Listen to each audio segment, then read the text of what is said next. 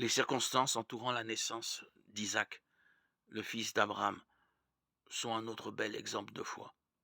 Alors qu'Abraham et Sarah n'avaient pas d'enfant, une véritable honte dans cette culture, Dieu leur a promis qu'Abraham aurait un fils, Genèse 15:4, qui deviendrait l'héritier de la grande fortune dont Dieu l'avait béni et surtout de la promesse faite à son père.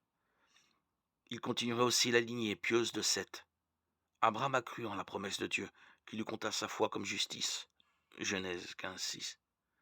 Dieu renouvelle sa promesse à Abraham en Genèse 17 et récompense sa foi en Genèse 21 en lui donnant Isaac. La foi d'Abraham sera encore éprouvée avec son fils Isaac. En Genèse 22, Dieu lui demande de le sacrifier sur le sommet du mont Moria. Nous ne savons pas quelles furent les émotions d'Abraham en entendant ce commandement, mais nous savons qu'il a fidèlement obéi à Dieu, son bouclier. Genèse 15:11, qu'il avait tellement béni et lui avait tant de fois manifesté sa grâce jusque-là. Abraham a obéi, comme quand Dieu lui avait demandé de quitter sa famille. Genèse 22:3. À la fin du récit, Dieu empêche Abraham de sacrifier Isaac.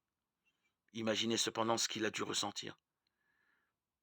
Il avait attendu d'avoir un fils pendant des décennies et le Dieu qui lui avait promis cet enfant allait lui reprendre. Le plus important est que la foi d'Abraham en Dieu était plus grande que son amour pour son fils et qu'il croyait que même s'il sacrifiait Isaac, Dieu était assez puissant pour le ressusciter. Hébreux 11, 17-19.